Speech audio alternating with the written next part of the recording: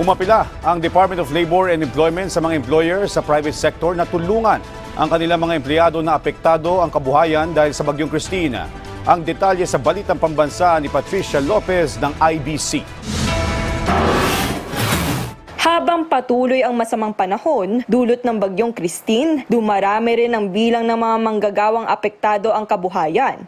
Dahil dyan, umaapela ang Department of Labor and Employment sa mga employer sa pribadong sektor na baka naman daw pwedeng tulungan ang mga kanilang apektadong empleyado. Ang general na principle dyan ay no work, no pay, no? Pero baka merong company policy or company practice na kung merong ganitong sitwasyon o kaya merong collective bargaining agreement ay pwedeng pagkalooban sila ng tulong, sana po ay pagkaloob natin sa ating mga manggagawa.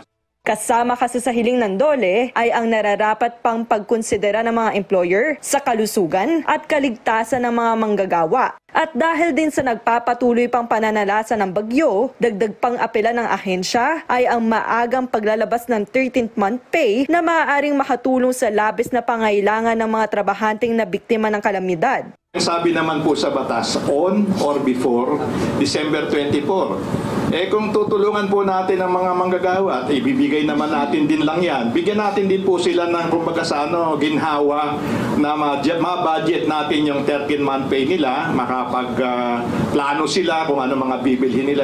Panawagan pa ng DOLE sa mga employer, huwag din daw sanang patawan ng parusa ang mga manggagawang hindi talaga kakayaning pumasok sa kani-kanilang mga trabaho habang nananalasa ang bagyo. Mula sa IBC 13, Patricia Lopez para sa Balitang Pambansa.